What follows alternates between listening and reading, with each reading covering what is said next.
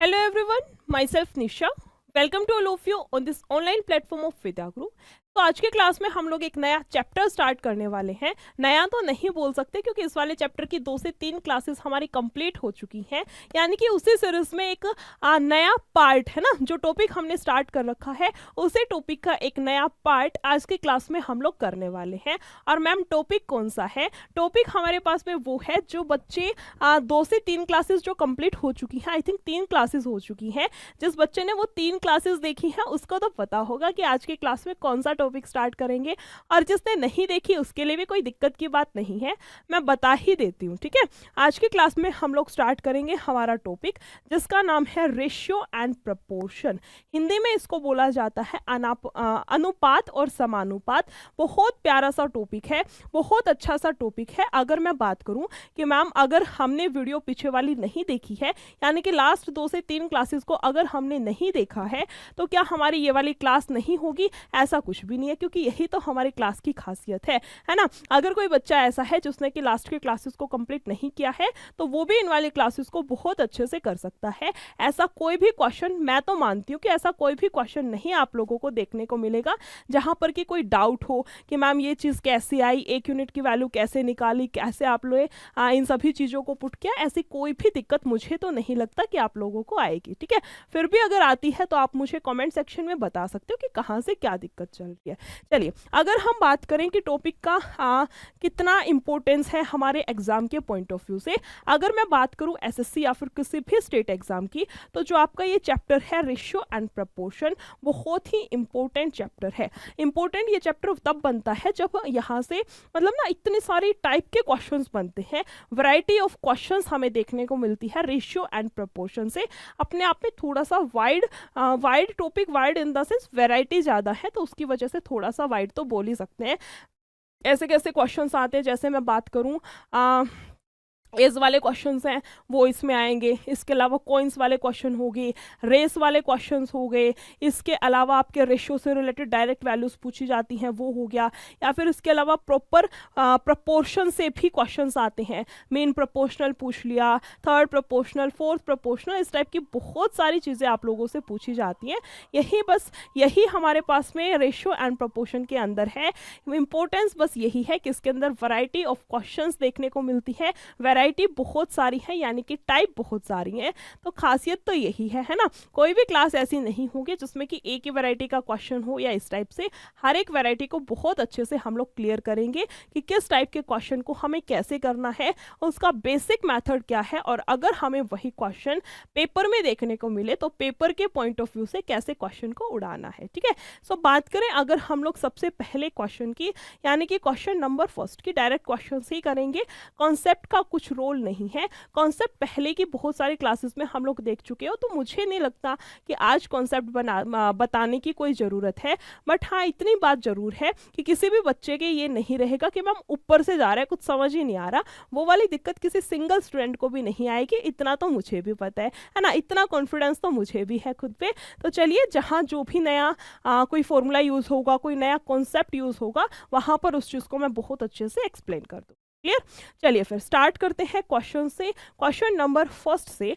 और क्लास को स्टार्ट करें उससे पहले एक बारी आप लोग फटाफट से क्लास को शेयर कर दो, है ना। फटाफट से क्लास को शेयर कर दो, ताकि जो भी आपका कोई दोस्त हो, कोई भाई बहन हो जो कि एग्जाम्स की तैयारी कर रहा है, जिसको नहीं पता कि कितना पढ़ना है, कहाँ से पढ़ना है, जो कोई एक तरह से बोल सकते हैं फ्रेशर बच्चा है, उनकी थोड़ी सी हेल्प हो सके। और चैनल को सब्सक्राइब भी कर देना, ताकि कोई नई वीडियो आप लोगों के सामने आए, निशा मैम की कोई नई वीडियो, कोई प्यारी सी क्लास आप लोगों के सामने आए, तो आप लोगों को समझ आए कि हाँ क्लास डल चुकी है। ठीक है, चलिए फिर स्टार्ट करें अगर हम लोग क्वेश्चन नंबर फर्स्ट से। तो इसमें देखिए क्या दिया है। इसने बोला है 2 बेलनों की त्रिज्याएं यानी कि रेडियस इतने के अनुपात में है ना। रेडियस का रेशियो क्या दे रखा है, 2:1 है। ठीक है, और उनकी जो ऊंचाई है यानी कि हाइट, उसका रेशियो कितना है, 5:2 है। यहाँ भी कोई दिक्कत की बात नहीं है। उसने पूछा है उनके आयतन का अनुपात क्या होगा। देखिए, the radii of 2 cylinders are in the ratio 2:1 and their heights in the ratio 5:2। What will be the ratio of their volumes. उनकी वॉल्यूम का यानी कि आयतन का हमें रेशियो निकालना है।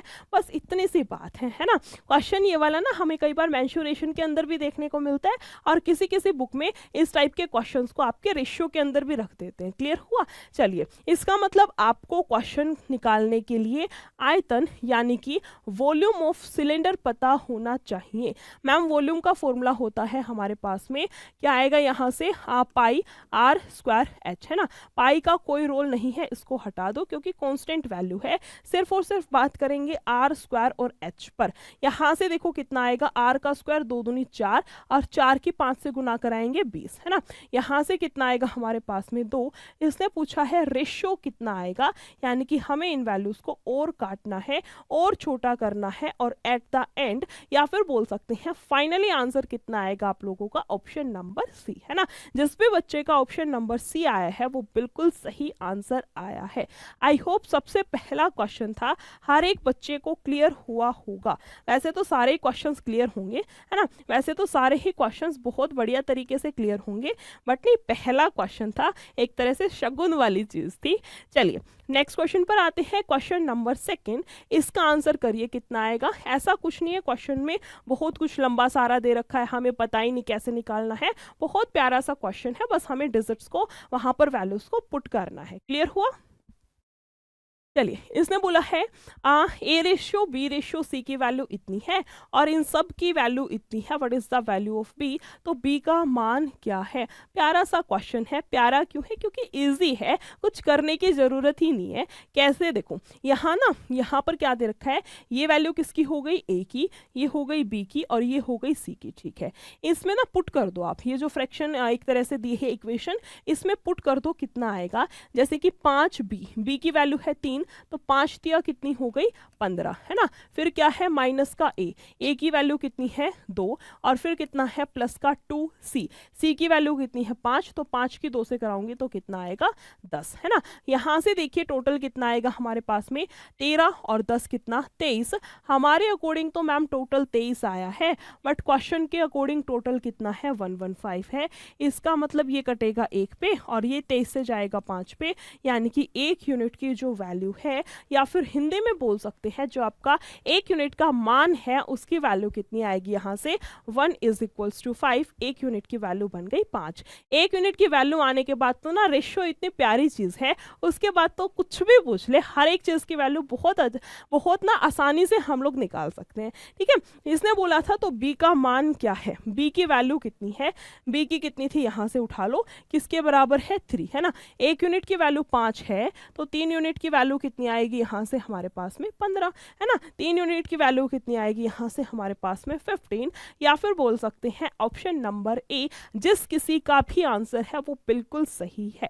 मैं ये क्यों बोल रही हूँ कि जिस किसी का भी आंसर है, क्योंकि मैं इतना मान करके चल रही हूँ कि बच्चा साथ में बैठा होगा, अपनी नोटबुक अपना पेन साथ में लेकर के मेरे साथ साथ क्वेश्चंस को सॉल्व कर रहा होगा, इतना मैं मान करके चलती हूँ, है ना। क्योंकि सही तरीका यही है, अगर चाहती हूँ ना कि सच में हम लोग मैथ्स सीख जाए, कि सच में हमें मैथ्स आ जाए। मैथ्स इकलौती ऐसी चीज़ है, जब तक हाथ नहीं चलाओगे ना नहीं समझ आएगा। तो मैं इतना मान करके चलती हूँ कि साथ साथ क्वेश्चंस के आंसर आप लोग भी निकाल रहे होगे, भले ही आंसर गलत आ जाए उस चीज़ से कोई खास फर्क पड़ता नहीं है, बट बात वही है कि आंसर तो निकाल रहे हो, एटलीस्ट कर्म तो कर रहे हो ना। फल मिले ना मिले वो तो बाद की बात है, हमारा क्या है फर्ज, हमारा सिर्फ इतना सा फर्ज है कि हमें अपना कर्म करना है, यानी कि क्वेश्चंस के आंसर साथ साथ निकालने हैं। क्लियर हुआ? नेक्स्ट क्वेश्चन पर आते हैं, क्वेश्चन नंबर 3। इसमें देखो क्या दिया है, इसने बोला है पी रेशियो, ये यहाँ पर ना रेशियो है, ठीक है, P ratio Q ratio R, इसकी वैल्यू इतनी है, आर और एस की वैल्यू इतनी है, और पूछा है पी और एस का मान क्या है। इतना प्यारा सा, इतना इजी सा क्वेश्चन है। इस टाइप के तो पता नहीं कितने क्वेश्चन हमने उड़ाए होंगे, बस रेशियो को सेट ही तो करना है और कौन से तीर मारने हैं। इसने बोला है पी क्यू आर की वैल्यू, ये हो गया पी, ये हो गया क्यू और ये हो गया आर। कितना था 4:7:9, और उसके बाद बोला है आर रेशियो एस की वैल्यू 2:5 5 है ना। चलो सबसे पहले जो भी जगह खाली है वहां पड़ोसी का कब्जा करा दो। ये जगह खाली है, इसका पड़ोसी 9 आएगा, इसको बिठा दो। ये जगह खाली है, इसका पड़ोसी 2। ये जगह खाली है, इसके साइड में कौन है 2। अब क्या करेंगे, मल्टीप्लाई, 4 दूनी 8, 7 दूनी 14, 9 दूनी 18 और 9 पांचे कितना आएगा हमारे पास में 45। ये सारी की सारी हमारे पास में वैल्यूज आ गई। अब पूछ लो भैया, पी का पूछना है, क्यू का पूछना है, जिसकी आपको वैल्यू चाहिए हम लोग बहुत प्यार से निकाल देंगे, है ना। क्वेश्चन ने पूछा क्या था हमसे, पी रेशियो एस कितना है। पी और एस का हमें रेशियो निकालना है, कितना आ जाएगा 8:45। यहाँ से वैल्यू कितनी आएगी मेरे पास में 8:45, या फिर बोल सकते हैं 8:45, या फिर बोल सकते हैं ऑप्शन नंबर ए। जिस किसी का भी आंसर है वो बिल्कुल सही है। मैं थोड़ा सा स्क्रीन के साइड में हो जाती हूँ ताकि जिस किसी को भी स्क्रीनशॉट लेना है आप लोग ले सके, स्क्रीनशॉट में कोई भी दिक्कत ना आए, ठीक है। नेक्स्ट क्वेश्चन पर आते हैं, क्वेश्चन नंबर 4। इसका आंसर करिए फटाफट से, कितना आएगा। सबसे पहले क्वेश्चन को रीड आउट करो, उसको एनालाइज करो कि करना क्या है और कैसे करेंगे और सॉल्यूशन कैसे आएगा, और उसके बाद बस फिर वैल्यूज को पुट करके और आंसर निकालना है ना। चलिए आंसर करिए, कितना आएगा। इसने बोला है 13,000